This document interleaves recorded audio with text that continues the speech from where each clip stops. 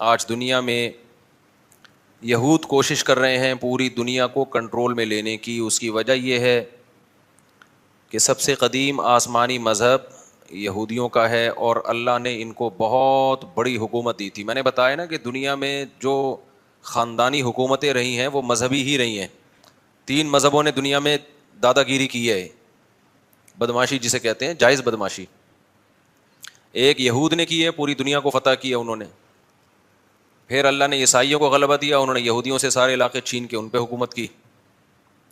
پھر اسلام جب دنیا میں آیا تو جو کام پہلے یہودیوں نے کیا تھا پھر ان کے ساتھ عیسائیوں نے کیا, تو پھر عیسائیوں کے ساتھ کس نے کیا؟ مسلمانوں نے. اچھا, کمال کی بات یہ ہے کہ مسلمانوں کی یہودیوں سے لڑائیاں نہیں ہوئی ہیں, بہت کم, صرف نبی کے دور میں تو ہوئی وہ خیبر میں اور بنو قریظہ وغیرہ سے.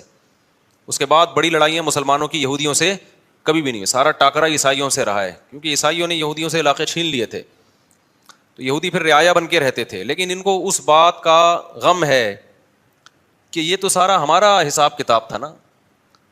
تو قرآن میں اللہ نے بتایا ہے کہ تمہارے جو پیغمبر دنیا میں آئے وہ نیک اعمال کی بنیاد پہ اللہ نے ان کو دنیا میں حکومت دی تھی. تم نے ان کی معیت میں جہاد کیا, وہ جہاد جس کے پیچھے صحیح موٹیویشن ہوتی ہے, اس میں مجاہدین کو ایک پاور ملتی ہے. اور جب جہاد کے پیچھے صرف پیسہ رہ جائے, زمین اور حکومت رہ جائے, تو اس جہاد میں طاقت نہیں رہتی, بلکہ وہ جہاد ہی نہیں رہتا ہے. تو اب یہ لوگ کہتے ہیں ہمارے پیغمبر تھے سلیمان علیہ السلام, داؤد علیہ السلام. تھوڑا سی تاریخ بتا دیتا ہوں نا, پتہ ہی ہوگا, لیکن نئے لوگ بھی آتے ہیں.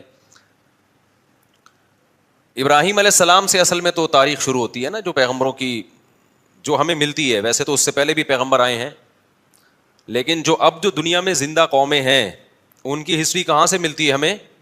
ابراہیم علیہ السلام. اس سے پہلے کی ہمیں ویسے کتابوں میں تو تھوڑا بہت تذکرہ مل جائے گا, من حیث القوم کوئی قوم نہیں ہمیں نظر آتی اب, کیونکہ وہ مذہب سارے یہودیت میں پہلے چلے گئے, اس کے بعد عیسائیت میں, اس کے بعد اسلام میں. تو ابراہیم علیہ السلام کا زمانہ آج سے تقریباً لگ بھگ 4000 سال پرانا زمانہ ہے. اوپر نیچے ہو سکتا ہے, کوئی پوری کیلکولیشن کسی کی نہیں ہے. تقریباً کتنا ہے؟ 4000 سال پرانا زمانہ. انبیاء آتے رہے تھے آدم علیہ السلام کے. اچھا, آدم علیہ السلام اور ابراہیم علیہ السلام میں کتنا ہے یہ نہیں پتا. اس میں اندازے لگائے جاتے ہیں کہ ہم سے آدم علیہ السلام کا زمانہ 10,000 سال پرانا ہے ہم سے, لیکن یہ کچھ بھی اس میں کوئی رائے نہیں قائم کی جا سکتی, کیونکہ کوئی تاریخ لکھنے والا تو تھا نہیں, وہ زمانے دنیا میں ختم ہو گئی ہیں. اب تو کوئی پرانی لاش ملتی ہے تو سائنسدان تحقیق کرتے ہیں کہ قبل مسیح ہے کہ بعد مسیح ہے.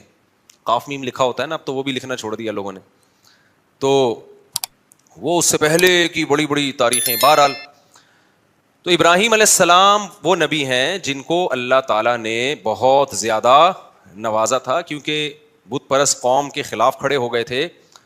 اور پھر ابراہیم علیہ السلام سے اللہ نے وعدہ کیا تھا کہ آپ کی اولاد میں ہم نبوت کو جاری کریں گے. میں کافی لمبی پہلے بتا چکا ہوں, بہت شارٹ کروں گا تاکہ آج ہمارا یہ ٹاپک نہ رہ جائے. تو ابراہیم علیہ الصلوۃ والسلام کی اولاد میں حضرت اسحاق علیہ السلام پیدا ہوئے, دوسری زوجہ سے اسماعیل علیہ السلام پیدا ہوئے, اور اسحاق علیہ السلام کی اولاد سے پھر 2 زوجہ تھیں, حضرت سارہ اور حضرت ہاجرہ. تو حضرت ہاجرہ سے نبی صلی اللہ علیہ وسلم پیدا ہوئے 2000 سال کے بعد ان کی نسل میں, یعنی ایک ہی پیغمبر پیدا ہوئے حضرت ہاجرہ سے جو محمد صلی اللہ علیہ وسلم تھے, اور مکہ میں جو ان کی اولاد ٹھہر گئی تھی.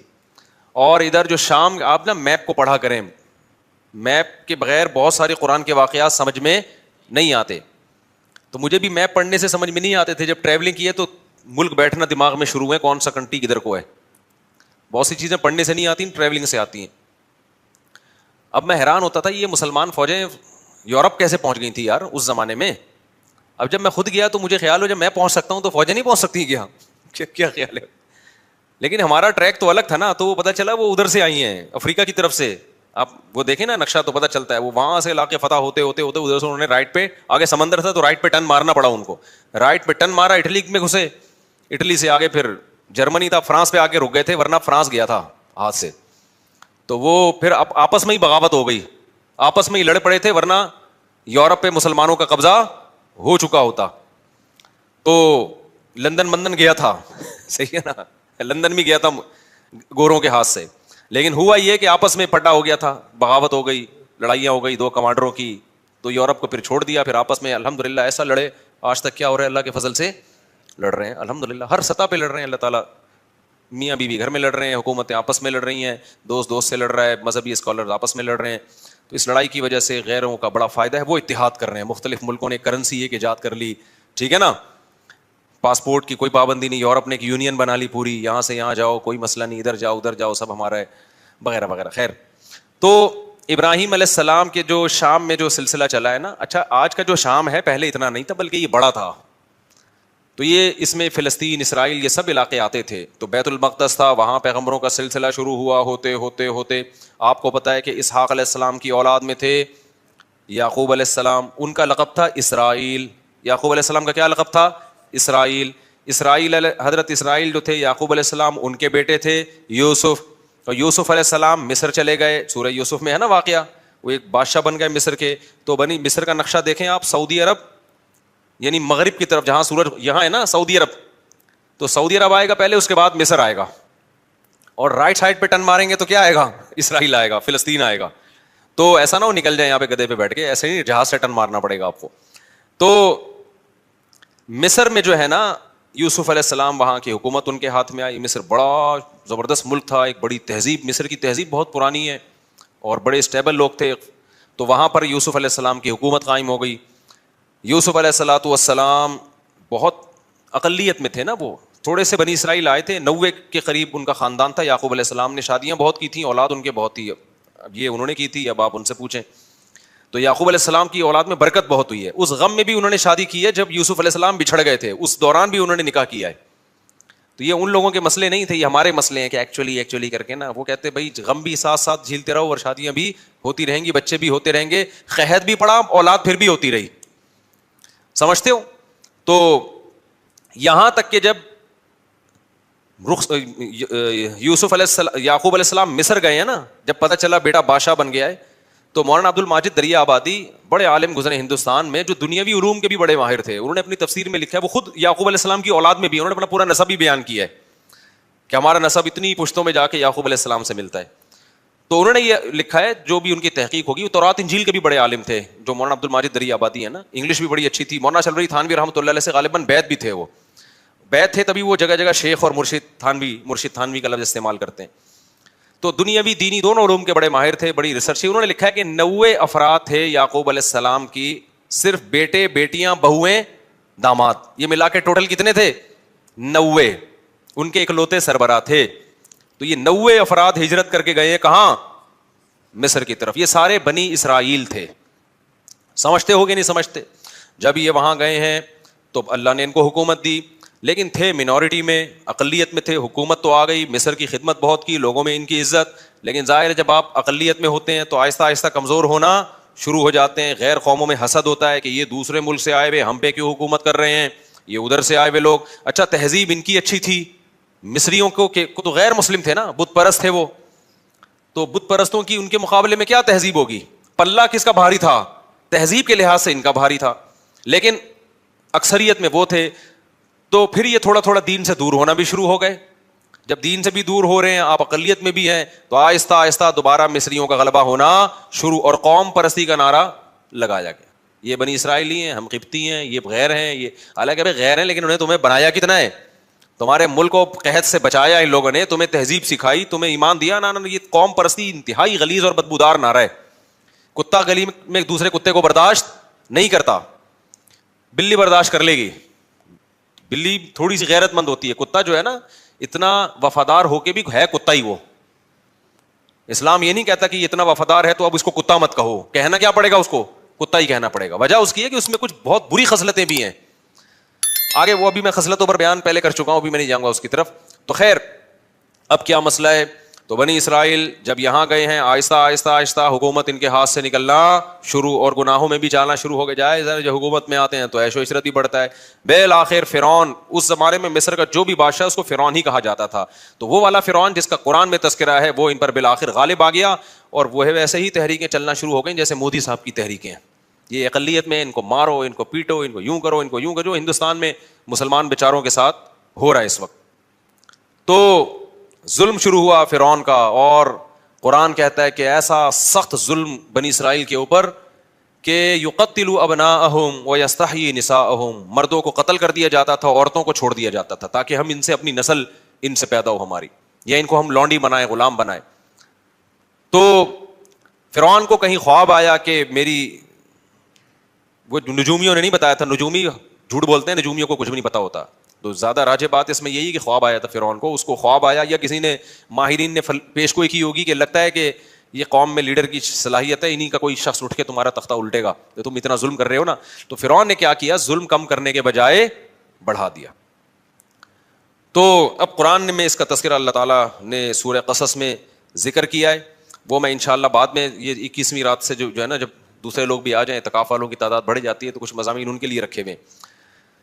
تو بالآخر موسیٰ کلیم اللہ پیدا ہوئے, اور اللہ نے موسیٰ علیہ السلام کو فرعون کے محل میں پلایا, اور پھر موسیٰ علیہ السلام کو نبوت ملی, اور پھر بالآخر فرعون کو اللہ تعالیٰ نے دریا میں غرق کر دیا, اور فرعونی کیا ہو گئے, ایک بھی بندہ نہیں بچا, سارے ہی مار دیا اللہ تعالیٰ نے, ٹھیک جتنے بھی تھے. بنی اسرائیل کو نجات ملی, اور قرآن ان کی تعریف کرتا ہے بما صبروا, اس لیے کہ بنی اسرائیل نے موسیٰ کا ساتھ دیا تھا اور صبر کیا تھا انہوں نے, لیکن تھے بہرحال نالائق, صبر بھی کرتے تھے, تکلیفیں بھی دیتے تھے. پھر بنی اسرائیل کو حکم ہوا کہ اب تو تمہارا اصل وطن ہے فلسطین, ارض شام, وہاں تم موسیٰ علیہ السلام کی قیادت میں اب جہاد کرو. یہ تو اللہ نے فرعون کو خود ہی ٹھکانے لگا دیا, اب ہر جگہ اللہ خود سے کام نہیں کرے گا, کچھ تم کو بھی تلوار اٹھا کے کرنا پڑے گا. یہاں تو ویسے بھی ان کے پاس طاقت ہی نہیں تھی, منورٹی میں تھے نا, کیا لڑتے یہ. تو بنی اسرائیل نے کہہ دیا ہم نہیں جائیں گے, اذهب انت وربک فقاتلا, کیونکہ غلامی میں اتنا عرصہ گزار چکے تھے کہ ذہن کیا بن گیا تھا, غلاموں. آپ اگر غلام بنے رہو نا کچھ دن تک, تو آپ کا دماغ میں مینٹل لیول کیا ہو جاتا ہے. جو لوگ بچوں میں زیادہ رہتے ہیں نا, تھوڑے دنوں میں بچکانہ حرکتیں شروع کر دیتے ہیں. صحبت کا بہت گہرا اثر ہوتا ہے, خوب سمجھ لو. اگر آپ پڑھے لکھے لوگوں میں بیٹھو گے تو آپ کیا بن جاؤ گے, سنجیدہ, سیریس ہو جاؤ گے. آپ اگر ہر وقت مسخروں کے ساتھ بیٹھو گے تو چھچھورے بن جاؤ گے آپ, سنجیدگی آپ میں سے ختم ہو جائے گی. آپ علماء, بزرگوں, صلحاء کے ساتھ بیٹھو گے, اللہ کی محبت آپ کے اندر پیدا ہو جائے گی. دنیا پرستوں میں ہر وقت بیٹھو گے جو ہر وقت مال و دولت کی باتیں کرتے ہیں, اتنی گاڑی, اتنی پیسہ, بحریہ ٹاؤن, فلانا, آپ کی نظر میں دنیا کی ہوس اور لالچ پیدا ہو جائے گی. یہ انسان کی نیچر ہے. تو اچھے لوگوں کے ساتھ بیٹھا کرو. سمجھتے ہو آج ہمارا مرغا مرغی جو ہے نا, ایک دیسی ہے, وہ ہر وقت دہشت گردی. ایک فینسی بھی ہے ہمارے پاس, تھائی لینڈ کی نسل, وہ مرغا بھی بڑا تمیز کا اور مرغی بڑی تمیز کی. ہمارے ایک پٹھان دوست ہیں, آج ان کو میں لے کر گیا اپنے پنجرے میں, انہوں نے کہا ان پورے پنجرے میں نا, آپ کے کیج میں پڑھے لکھے یہی لگ رہے ہیں, یہ دو مرغے. مجھے ان کا تبصرہ بڑا اچھا لگا. انہوں نے کہا یہ جو مرغا مرغی ہے نا, اس پورے پنجرے میں مجھے صرف یہ دو پڑھے لکھے لگ رہے ہیں, باقی سارے ان پڑھ اور جاہل. وجہ اس کی ہے کہ وہ ہر ایک دوسرے کو جب کوئی موقع ملے, وہ کوئی نیا بندہ آئے اس کو چھیڑ رہا ہے. وہ کہا پڑھے لکھے صرف یہ لگ رہے ہیں. میں نے کہا یہ پٹ رہے ہیں سب سے زیادہ یہاں پہ. اچھا خیر, تو میں نے کہا اب یہ پڑھے لکھے ہیں, یہ بھی ان کے ساتھ رہ کے ان پڑھ نہ بن جائیں. تو اب مسئلہ کیا ہے, تو اللہ تعالیٰ نے بنی اسرائیل کو حکم دیا, بنی اسرائیل نے جہاد نہیں کیا, اللہ کو غضب آیا, اور موسیٰ علیہ السلام نے بددعا بھی کی, اور اللہ نے کہا یہ زمین ان پر حرام ہے. 40 سال تک وادی تیہ میں اسی طرح سے یہ تڑپتے رہیں گے. 40 سال تک. وہیں موسیٰ علیہ السلام کا انتقال بھی ہو گیا, اور وہ 40 سال تک وادی تیہ میں بہکتے رہے. پھر اس کے بعد نئے پیغمبر آئے, اور پھر اس کے بعد نئے پیغمبر کی معیت میں انہوں نے جہاد کیا. جب انہوں نے جہاد کیا تو قرآن نے اس کا بھی واقعہ اللہ تعالیٰ نے قرآن میں بیان کیا ہے سورہ بقرہ میں. تو جب ان کا جہاد ہوا ہے نا, تو ان کی فوج, ان کے جو کمانڈر تھے ان کا نام تھا طالوت. وہ پیغمبر ہی نے ان کو بنایا تھا کمانڈر, وقت کے نبی نے, لیکن وہ غریب تھے. بنی اسرائیل نے اس پہ بھی اعتراض کیا, غریب آدمی ہمارا امیر کیوں بن رہا ہے. تو ان کو بتایا گیا بھائی اس کے پاس نالج زیادہ ہے اور صحت اچھی ہے. کمانڈر کے لیے پیسہ ہونا ضروری نہیں ہے, نالج, جنگ لڑنے کا تجربہ زیادہ ہو. دیکھو اللہ تعالیٰ دنیا کو اسباب سے چلاتے ہیں. علماء نے بیان کیا ہے جنگ کے کمانڈر بنانے کے لیے یا ملک کا صدر وزیر اعظم بنانے کے لیے 2 بندے ہیں آپ کے پاس. ایک بہت نیک ہے, نالج اور تجربہ نہیں ہے اور اس کو پتہ نہیں ہے کیا کرنا ہے, اور ایک برا ہے لیکن اس کے پاس ایکسپیرینس ہے, صلاحیت ہے. تو برے کو بنایا جائے گا, نیک کو نہیں بنایا جائے گا. بات نہیں آ رہی سمجھ میں؟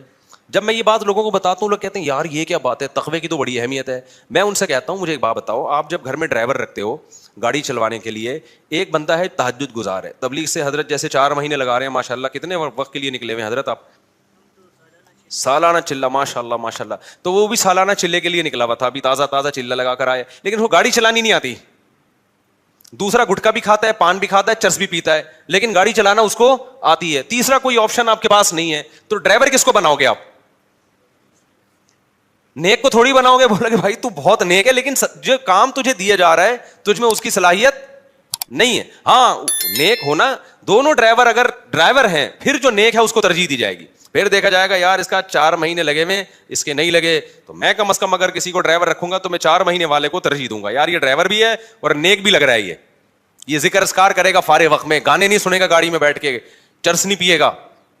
سمجھتے ہو کہ نہیں سمجھتے؟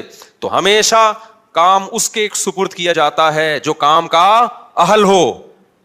یہ نبی کی بھی سنت ہے, صحابہ کی بھی سنت ہے, پیغمبروں کی بھی سنت ہے. تو پیغمبر نے طالوت کو امیر بنا دیا اور کہا کہ اللہ کے حکم پہ بنا رہا ہوں. لوگوں نے کہا یہ تو پیسے ہی نہیں ہے ان کے پاس, غریب آدمی. تو پیغمبر نے کہا اس کی غربت کو مت دیکھو, اس کی صحت بھی ہے, لڑائی کے لیے کیا چاہیے؟ صحت چاہیے. کمانڈر ہونے کے لیے جگرا چاہیے, صحت, کانفیڈینس, دل مضبوط.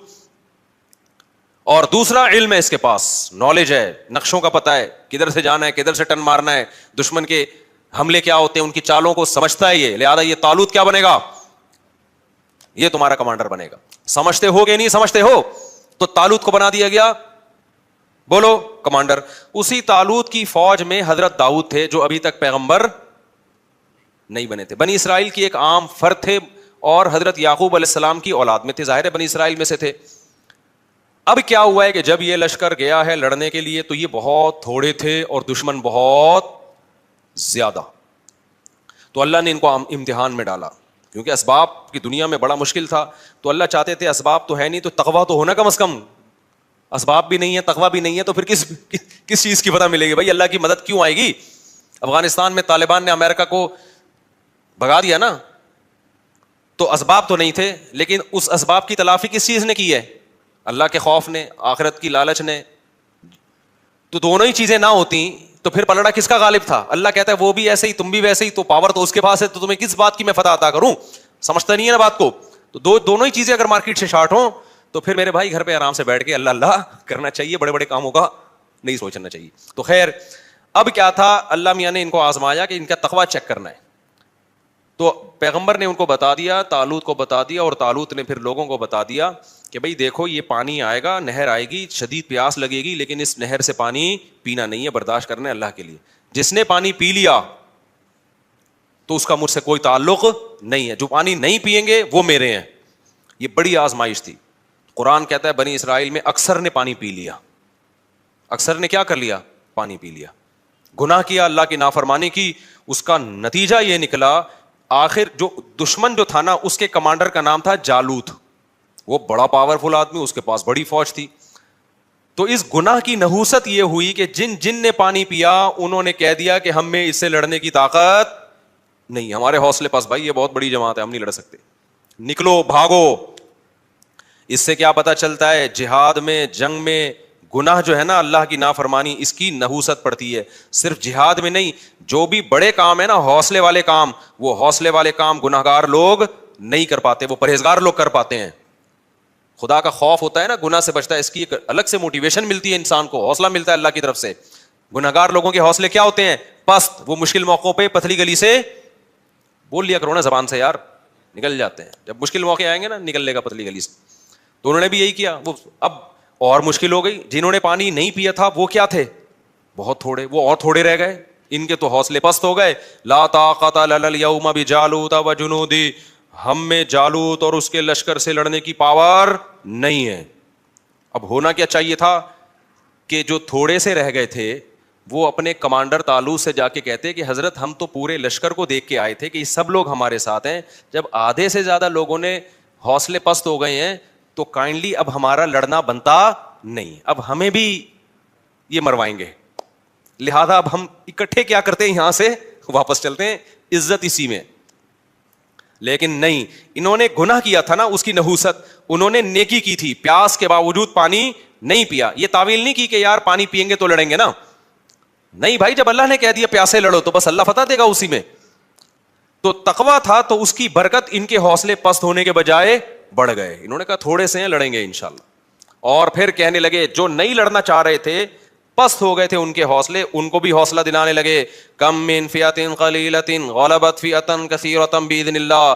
بھائی تاریخ اٹھا کے دیکھو کتنی مرتبہ ایسے ہوا ہے, بہت تھوڑی تھوڑی جماعتوں کو اللہ نے بڑی بڑی جماعتوں پہ غلبہ دیا ہے, اور اللہ صبر کرنے والوں کے ساتھ ہے. ان کمبختوں کی سمجھ میں آیا نہیں آیا، اس سے تاریخ کیا ہے؟ خاموش. پھر قرآن کہتا ہے جب مقابلہ شروع ہوا ہے نا تو اتنا بڑا لشکر اور ادھر تھوڑے سے لوگ جو اور تھوڑے سے ہو گئے تھے، ان کو اندازہ ہو گیا کہ اسباب کی دنیا میں ہم میں اس لشکر سے لڑنے کی طاقت نہیں ہے، اب اللہ ہی مدد کرے گا. تو کیا دعا مانگ رہے ہیں؟ دعا بڑی خاندانی ہے، مجھے بڑا مزہ آتا ہے یہ دعا میں، بڑی خاندانی دعا. دیکھو وہ یہ دعا بھی مانگ سکتے تھے، ربنا اجعلنا صابرا، اے اللہ ہمیں صابرین، ہمیں کیا بنا دے؟ صابر بنا دے، ہمیں فتح دے دے. یہ بھی کہہ سکتے تھے نا، ہمیں اس لشکر پہ کیا دے دے؟ فتح دے دے، ہمیں صبر کرنے والا بنا، بھاگنے سے بچا. نا نا نا نا، ان کو پتا تھا صبر سے کام نہیں چلے گا. ربنا افرغ علینا صبرا، اے اللہ صبر کی بالٹیاں انڈیل دے ہمارے اوپر. تھوڑا صبر نہیں چاہیے ہمیں، بہت بڑا لشکر ہے، ہمارے قدم کیا ہوں گے؟ اکھڑیں گے. آسمان سے نا افراق کہتے ہیں، جیسے بالٹی میں پانی ہو نا، وہ آپ نے خالی کر دی، یوں کر کے انڈیل دیا تو وہ کیا ہو گئی؟ خالی ہو گئی، پوری بالٹی آپ نے انڈیل دی. افرغ علینا صبرا، یہ بلاغت ہے، صبر کی کوئی بالٹیاں تھوڑی اوپر سے نازل ہوں گی. سمجھانے کے لیے کہ ایسے صبر دے جیسے صبر کی ہمارے اوپر بالٹیوں کی پورے نہا جائیں ہم صبر کے اندر. اتنا طاقتور صبر چاہیے اس لشکر سے لڑنے کے لیے ہمارے اندر. جب تک تو ایسا صبر نہیں دے گا ہم نہیں لڑ سکتے، تو ہمیں ایسا صبر چاہیے. تو نیت بھی کر رہے تھے نا لڑیں گے ہم. افرغ علینا صبرا وثبت اقدامنا، اور ہمارے قدموں کو جما دے، پیچھے نہ ہٹے ہم. وانصرنا علی القوم الکافرین، اور ان کافروں پر ہماری مدد کر. پہلے صبر مانگا ہے، پھر کیا مانگی ہے؟ مدد. کی ہمارے جو کرنے کا کام ہے نا، اے اللہ پہلے وہ تو ہو جائے. ہم جو اللہ سے مدد مانگ رہے ہوتے ہیں کہ اے اللہ میں بھاگ جاؤں پھر بھی کیا ہو؟ ہماری مدد ہو. نہیں آئی بات سمجھ میں؟ اے اللہ میں شادی نہ کرنا چاہوں پھر بھی میری 4 شادیاں ہو جائیں. ہمارے جامعہ میں ایک استاد ہیں، وہ ایسے لیٹے ہوئے رہتے تھے نا، اکثر ایسے لیٹے رہتے تھے کہ یار تم 2-2 3 تمہیں پتہ نہیں کہاں سے رشتے مل جاتے ہیں، میں تو مجھے کوئی رشتہ ہی نہیں مل رہا. میں نے کہا میں تو جب بھی آتا ہوں آپ یہاں بیٹھے ہوتے ہیں یوں ٹیک لگا کے نا ایسے. تو میں نے کہا ایسے تو پہلا نہیں ملتا میرے بھائی اس زمانے میں. کوئی ہلو جلو، کچھ سفر کرو، کوئی رشتوں کا پیغام بھیجو، کوئی پٹو، کوئی بدنامی مولو، اس کے بعد جا کے نہ ہوتا ہے نہ رکھا جاتا ہے. رکھنے میں بھی پھر قربانیاں دینی پڑتی ہیں. تو ہم یہ چاہتے ہیں کہ ہم کچھ نہ کریں اور ساری مدد کس کی طرف سے آئے؟ اللہ کی طرف سے. بے روزگار آدمی کر کیا رہا ہوتا ہے؟ وظیفے پڑھ رہا ہوتا ہے. ابے بھائی تو صبح اٹھ کے جا، روزگار تلاش کر، تو محنت کر، پھر اللہ سے دعائیں بھی مانگ. خود دھیلے کا نہیں کرے گا. لڑائیاں گھروں میں ہو رہی ہیں، اس لڑائی پہ غور کر کے کہ اس کی ریزن کیا ہے، لڑائی کیوں ہو رہی ہے. میرے اندر خرابی ہے تو میں اس خرابی کو ٹھیک کروں، اس کے اندر خرابی ہے تو اس کی اصلاح کی کوشش کی جائے، اس کے بعد اللہ سے دعا مانگی جائے. اس خرابی کی اصلاح کی کوئی کوشش نہیں کرتا اور ڈائریکٹ وظیفوں پہ آئے ہوئے ہوتے ہیں. سیٹ کس پہ ہو گئے ہیں؟ اولاد آپ کی بگڑ رہی ہے، تھوڑا سا ٹائم نکال کے غور کرو، یار میری کوئی خرابی تو نہیں ہے جس کی وجہ سے بچے بگڑ رہے ہیں؟ کہیں میرے اندر تو کوئی خرابی نہیں ہے، میں نے ٹائم نہیں دیا ان کو، ان کی تربیت کی، محبت سے کوشش نہیں کی. آپ نے پوری کوشش کی پھر بگڑے تو اللہ سے دعا مانگے. اپنا کوئی ذمہ داری پوری نہیں کرنی اور ڈائریکٹ ڈال کس پہ دینا ہے؟ آپ کو فالج ہو گیا، یار اللہ تعالیٰ نے مجھے آزمائش میں ڈالا، میری کوئی ٹیکنیکل مجھ سے خطا تو نہیں ہوئی جس کی وجہ سے مجھے فالج ہوا ہے. میں روزانہ 6 انڈے کیوں کھا رہا تھا، میں گائے کا گوشت کیوں کھا رہا تھا، میں اتنی چینی کیوں کھا رہا تھا، میں کر کیا رہا تھا، میں جو اتنی خوراک بنتی ہے صبح شام پھوڑے جا رہے ہیں اور پھر اس کے بعد دھماکے کے ساتھ پھٹ پھٹا کے کیا ہو جاتے ہیں؟ ہلاک ہو جاتے ہیں. پھر لوگ کہتے ہیں اللہ کی یہی مرضی تھی، اللہ کی یہی مرضی تھی اس قسم کے لوگوں کے ساتھ، ٹھیک ہے نا، کہ وہ اسی طرح پھٹیں. ہاں کچھ ہوتے ہیں احتیاط کر رہے ہوتے ہیں پھر بھی اٹیک ہو جاتا ہے، وہ اللہ کی مرضی ہے. تو اپنا کام میرے بھائی پورا کرنا ہے، پھر بھلے پھٹ بھی جاؤ اور آدھا اللہ نہ کرے کسی کو فالج ہو، کچھ بھی ہو، پھر چلو اللہ کی طرف سے صبر کی توفیق بھی ملتی ہے. تو ہمارے ایسا کچھ بھی نہیں ہے، سارے الٹے کام کر کے پھر ڈالتے کس پر ہیں؟ اللہ میاں پہ ڈالتے ہیں کہ یار وہاں سے مسئلہ خراب ہو رہا ہے. اچھا خیر، تو اب انہوں نے کیا دعا مانگی اللہ سے، یہ سمجھنے کی ہے. انہوں نے ڈائریکٹ یہ نہیں کہا اللہ ہمیں ہماری مدد کر، پہلے کہ اللہ ہمارے قدم تو جما، کیونکہ جن کے قدم جمتے ہیں مدد انہی کے ساتھ ہوتی ہے، بھگوڑوں کے ساتھ مدد نہیں ہوتی. تو پہلے اللہ جو ہماری ذمہ داری ہے نا وہ ہم سے پوری ہو جائے. ہم بھی نیت کر رہے ہیں، تو بھی توفیق دے. اور قدم جمنے سے پہلے کیا ہے؟ جن کو صبر کی توفیق نہیں ملتی ان کے قدم نہیں جمتے، تو ہمیں صبر کی توفیق بھی چاہیے. اور نمبر 2، صبر بھی معمولی نہیں، صبر کی بالٹیاں ہمارے اوپر انڈیل دے. پھر آخر میں کہہ رہے ہیں کہ وانصرنا علی القوم الکافرین، ان کافروں پر ہماری مدد کر. تو بڑے جگر سے لڑے نا وہ لوگ، اور لڑنے کے بعد قرآن کے الفاظ ہیں اسی لشکر میں ایک داؤد بھی تھے. ایک تو ان تھوڑے سے لوگوں کا اتنے بڑے لشکر سے لڑنا یہ اللہ کی رضا کے لیے. پھر ایسے موقع پہ ہر آدمی کی کوشش ہوتی ہے میرا ٹاکرا کمزور کے ساتھ ہو. کیا خیال ہے؟ تاکہ میں کم از کم سیو سائڈ پہ رہوں. 2-4 پتلے پتلے لوگوں کو میں ڈیلیٹ کر کے آ کے طالوت کو بتاؤں گا کہ میں نے 6 بندے مارے, میں نے اس لڑائی میں نے 8 بندے مارے. ایسے باریک باریک میں لوگوں کو کیا کروں گا, تلاش. لیکن جو حضرت داؤد تھے انہوں نے کس کو ہدف بنایا؟ کمانڈر جالوت کو. ظاہر ہے وہ سب سے زیادہ پاورفل تھا, تو ہدف کس کو بنا رہے ہیں کہ میرا ٹاکرا کس سے ہوگا؟ جالوت سے ہوگا. تو اللہ کو یہ ادا بڑی پسند آئی. قرآن کہتا ہے وَقَتَلَ دَاوُودُ جَالُوتَ, داؤد نے کس کو قتل کیا؟ ڈائریکٹ جالوت کو جا کے قتل کیا. کہ چھوٹے موٹے کام کرنے کا نہیں ہے, جب بڑی جنگ ہے تو پھر کارنامے بھی بڑے ہوں گے. تو جا کے کیا, اس لیے میں کہتا ہوں ایک نہیں کرو, کرو تو 4 کرو ورنہ کمارے رہو. استغفر اللہ, یہ پھر موضوع ادھر کو کہاں گیا. اچھا خیر, تو کچھ کر کے جاؤ نا دنیا میں, پتہ تو چلے کچھ الٹا کر کے گیا ہے, سیدھا کر کے گیا ہے, کیا کر کے گیا ہے. لوگ باتیں, غیبت بھی ہوگی, برائیاں بھی ہوں گی, پٹو گے بھی, لیکن بدنام جو ہوں گے تو کیا نام نہ ہوگا؟ کیا خیال ہے بھائی؟ ایسا ہی تو یہ تو سب ایک ایک کر کے جا رہے ہیں دنیا سے. اچھا استغفر اللہ, حقوق بھی ہے اس پہ, پھر میں کبھی اس وقت بیان کروں گا انشاءاللہ. تو قتل داؤد جالوتا. قرآن کیا کہتا ہے؟ داؤد علیہ السلام نے کیا کیا؟ ڈائریکٹ ہدف کس کو بنایا ہے؟ جالوت کو, مار دیا اس کو. اللہ کو یہ ادا پسند آئی. فآتاہ اللہ الحکمہ, اللہ نے آپ کو حکمت بھی دی, نبوت بھی عطا کر دی. وعلمہ مما یشاء, اور جو کچھ اللہ نے چاہا آپ کو سکھایا. اب اس واقعے کے بعد بنی اسرائیل کے کمانڈر کون بن گئے؟ ظاہر ہے پیغمبر نے بھی دیکھا نا بھائی یہ ہیں اصل کا. پہلے یہ میرٹ کی بیس پہ سلیکشن ہو رہی ہے. کس کی بیس پہ ہو رہی ہے؟ بولو نا. کوٹا سسٹم نہیں تھا بنی اسرائیل میں اس زمانے میں کہ ہمیں کمانڈر بنانے کے لیے بنی اسرائیل کے وہ کتنے تھے ان کی جماعتیں؟ 12 قبیلے تھے نا.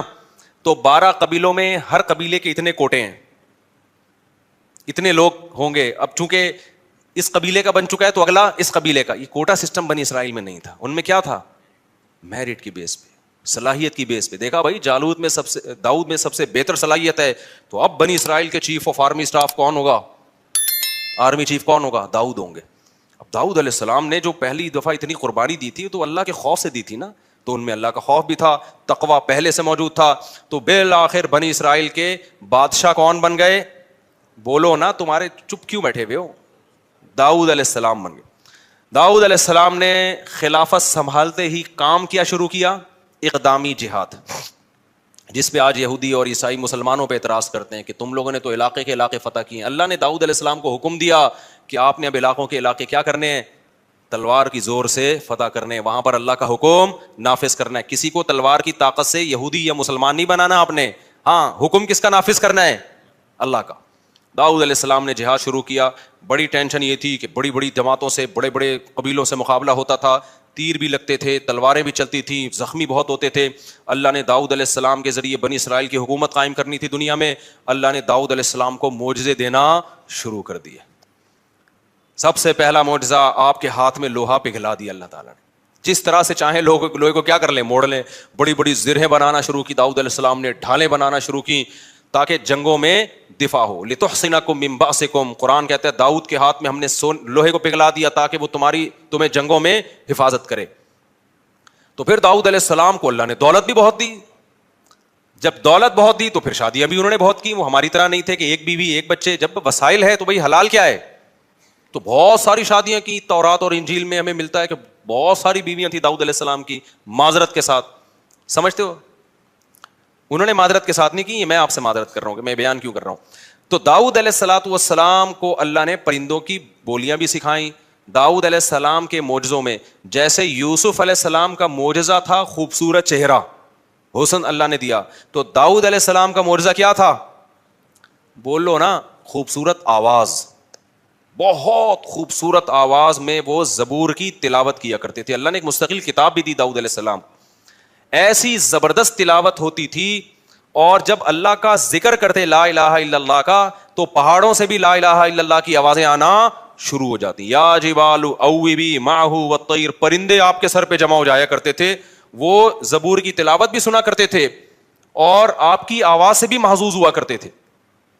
پھر داؤد علیہ السلام عبادت گزار, ایک طرف دن میں کمانڈر ہیں اور رات میں کیا ہے, پوری پوری رات عبادت کرتے تھے.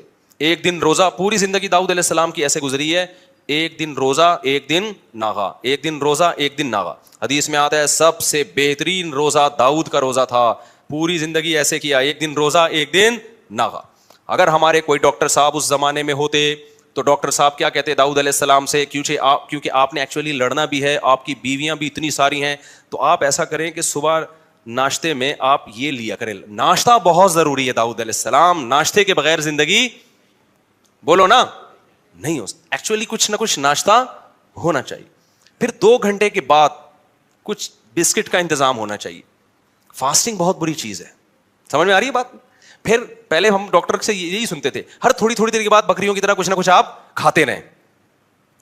حکیم اور ٹائپ کے تھے ڈاکٹر روڈ, ناشتہ بہت ضروری ہے.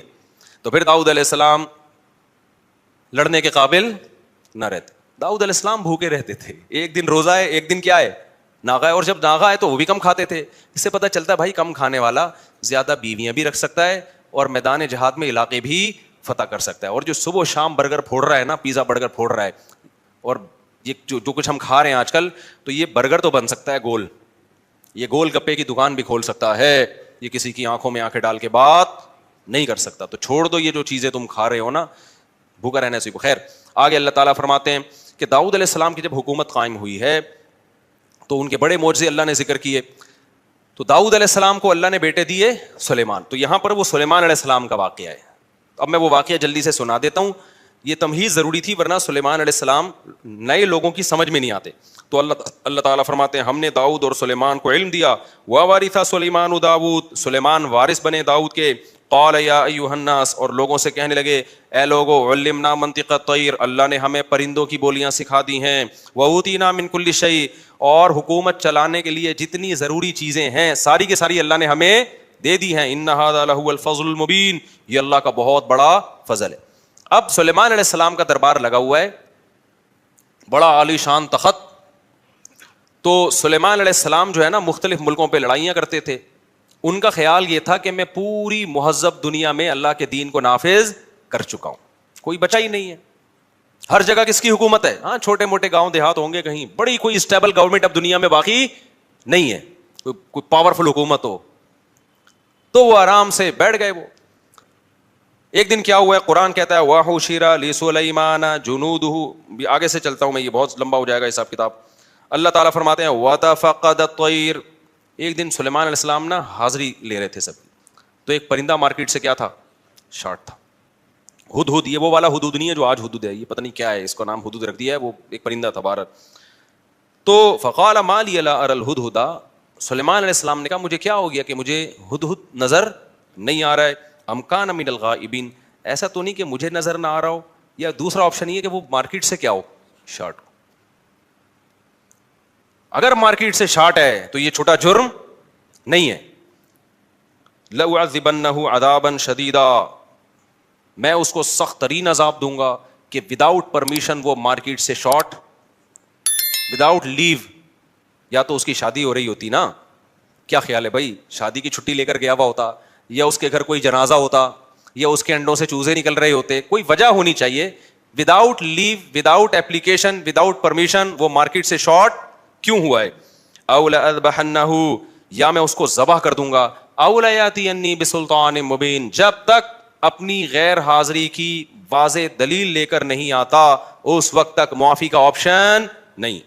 فمکث غیر بعید, قرآن کہتا ہے تھوڑا ہی ٹائم گزرا تھا, اچانک ہدہد حاضر ہوا اور کہنے لگا احطت بما لم تحط بہ, اے سلیمان میں ایک ایسی خبر لے کر آ رہا ہوں جس کا آپ کے پاس علم نہیں ہے, اس لیے مجھے دیر ہو گئی تھی. ایک بہت امپورٹنٹ خبر لے کر آ جاؤں آپ کے پاس. وجئتک من سبأ بنبأ یقین, ملکہ سبا ہے, ایک پوری ریاست ہے, ایک پوری حکومت ہے, اور اس کی ایک ملکہ ہے, اس کا نام سبا ہے. اس کی میں انکوائری کرنے گیا ہوا تھا, اس لیے میں مارکیٹ سے کیا ہو گیا, شارٹ ہو گیا. اور یقینی خبر ہے, اس میں جھوٹ. یہ اس لیے یقینی کہہ رہے ہیں کہ ماننے والی بات نہیں ہے کہ سلیمان علیہ السلام جن کی ہواؤں پہ حکومت, جنات ان کے تابع, دنیا انہوں نے سیر کی بھی ہے, دیکھی بھی ہے, اور ایک پوری پراپر پاورفل ریاست کا ان کو پتہ ہی نہ ہو. تو اس لیے اس کا امکان تھا سب کہیں گے بھائی یہ مذاق کر رہا ہے, یہ جھوٹ بول رہا ہے, یہ غیر حاضری کی ایک جھوٹی وجہ پیش کر رہا ہے. ایسا ہو نہیں سکتا کہ سلیمان علیہ السلام کو پتا ہو, جنات بھی آ کے نہ بتا سکے ہوں, اور یہ حدود خبر لے کر آ گیا. تو اس لیے حدود نے کہا انی وجدت امرأۃ, میں نے ایک لیڈیز کو دیکھا ہے, ایک لیڈی دیکھی ہے, ٹھیک ہے نا, تملکہم, جو ان کی مالک ہے, وأوتیت من کل شیء, جیسے اللہ نے آپ کو تمام اسباب و وسائل دی ہے نا, اس کو بھی تمام اسباب اور پاورفل ریاست ہے, چھوٹی موٹی ریاست نہیں ہے. چھوٹا موٹا ہوتا ہے کہیں کوئی سردار جی حکومت کر رہے ہوتے ہیں, ہم کہتے ہیں چلو یار بڑی بڑی ریاستوں سے چھوٹے موٹے گاؤں اوجھل ہو جاتے ہیں نظروں سے, پوری اتنی بڑی ریاست ہے. وَلَهَا عَرْشٌ عَظِيمٌ, بہت بڑا عالی شان تخت ہے اس کا. تخت سے بھی پہلے زمانے میں اندازہ لگایا جاتا تھا کہ یہ کتنا, کیونکہ بڑے ہیرے جواہرات جڑے ہوئے ہوتے تھے اس میں. وَجَدتُّهَا وَقَوْمَهَا يَسْجُدُونَ لِلشَّمْسِ, میں نے اس کو اور قوم کو دیکھا وہ سب سورج کو سجدہ کرتے ہیں. یعنی ہدہد کو بڑا غصہ آ رہا ہے کہ یہ مارکیٹ میں ہو کیا, کیونکہ وہ حضرت سلیمان علیہ السلام کی صحبت میں بیٹھ کے اتنا بڑا توحید پرست کہ اللہ سے سب کچھ ہوتا ہے, اللہ کے غیر سے کچھ بھی نہیں ہوتا.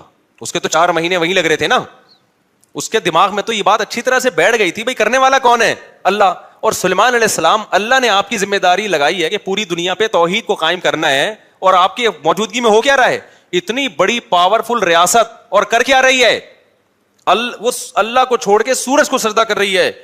وَزَيَّنَ لَهُمُ الشَّيْطَانُ أَعْمَالَهُمْ, اور ہدہد کہہ رہا ہے کہ شیطان نے ان کے لیے ان کے عمل کو مزین کر دیا ہے. یعنی یہ کام عقل کا نہیں ہو سکتا ہے, شیطان ہی کرا سکتا ہے ایسے کام. اللہ يسجدوا للہ الذی یخرج الخبأ فی السماوات والارض. پھر حدود کو اشکال ہو رہا ہے کہ اس خدا کو سجدہ کیوں نہیں کر رہے بھائی. دیکھو حدود میں بھی یہ مزار پرستوں سے زیادہ اللہ نے عقل رکھی ہے. خیر, سلیمان علیہ السلام نے کہا سننظر, ہم دیکھیں گے بھائی, کیونکہ بعض دفعہ نا جان بچانے کے لیے جب کوئی پھینکتا ہے تو تھوڑی بہت پھر بڑا جھوٹ بولنا پڑتا ہے.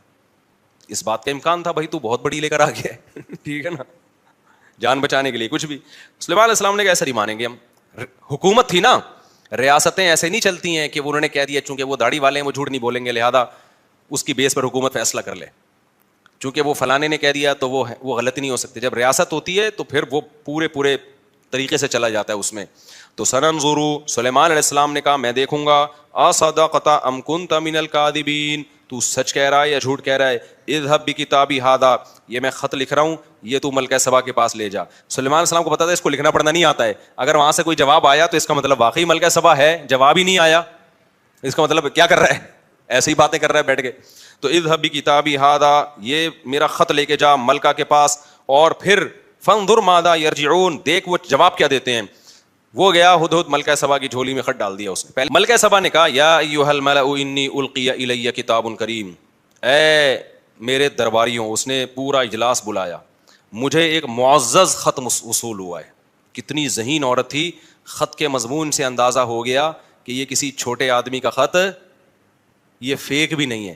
خط کے انداز بھی ہوتا ہے نا, اسٹائل, اس کا مضمون, اس کے پاس ہو سکتا ہے وہ زبان جانتی ہو, یہ بھی ممکن ہے ترجمان بیٹھے ہوئے ہوں. تو قرآن تو واقعے کے بہت سارے پہلوؤں کو حذف کر دیتا ہے نا, کوئی ٹرانسلیٹر بیٹھے ہوئے انہوں نے ترجمہ کر کے بتایا ہو. بار اس نے اجلاس بلایا اور اس نے کہا کہ یہ معمولی خط نہیں ہے, بہت ہی معزز خط ہے, کسی بڑے آدمی کا لگ رہا ہے. انہ من سلیمان, اور اس کا مضمون یہ ہے کہ یہ سلیمان کی طرف سے ہے. وانہ بسم اللہ الرحمن الرحیم, مجھے بڑا مزہ آتا ہے یہ آیت پڑھنے میں. اور اس خط کا مضمون یہ ہے, شروع اللہ کے نام سے جو بڑا مہربان اور نہایت. خدا کی قسم یہ سینٹینس گورے اور ہندو کے پاس نہیں ہے. آدھی ٹینشن اسی جملے سے مسلمان کی دور ہو جاتی ہے. یہ والا جملہ جو ہے نا, اللہ نے نہ انگریزوں کو دیا, نہ ہندوؤں کو دیا, نہ سکھوں کو دیا. جب ہم کسی کام کا آغاز کرتے ہیں, گورا کیسے اسٹارٹ کرتا ہے, لیٹس موو, چلو چلتے ہیں, ٹھیک ہے نا, آؤ یہ کام ہم اسٹارٹ کرتے ہیں. بس ہم کیا کرتے ہیں, بسم اللہ, اللہ کے نام سے, یعنی میں اللہ سے مدد چاہتا ہوں, اللہ کے نام سے شروع کرتا ہوں. الرحمن, جو بڑا مہربان, الرحیم, نہایت رحم کرنے والا. کیا خوبصورت کلام ہے. کھانا کھانے سے پہلے کیا, بسم اللہ الرحمن الرحیم, کتنا مزہ آتا ہے. ہمارے حضرت مفتی رشید احمد صاحب رحمہ اللہ تعالیٰ امریکہ اور یو کے وغیرہ کے اور کینیڈا کے دورے پہ گئے. حضرت پہلی مرتبہ کسی غیر مسلم کنٹری گئے تھے, انہی کی ایئر لائن تھی. اب وہ ایئر لائن میں جب بیٹھے ہیں تو اس میں شراب کی بھی تھوڑی بہت اسمیل ہوتی ہے غیر مسلم ایئر لائنس میں, وہ کیونکہ پیتے ہیں نا وہ لوگ. تو اور اللہ واللہ کا نام تو ہوتا نہیں, اللہ کا نام تو ہوتا نہیں اس میں, کبھی نہیں سنا ہوگا کہ گورے اناؤنسمنٹ ہوتی ہے کہ باپ اڑنے والے ہیں اور اللہ کرے ورلڈ ٹریڈ سینٹر کی طرف نہ جائیں، بس ہم سیدھا سیدھا امریکہ، اس طرح کی اناؤنسمنٹ ہوتی ہے ان کی. تو اب ایک لطیفہ آ رہا تھا ذہن میں لیکن لمبا ہو جائے گا وہ نا. تو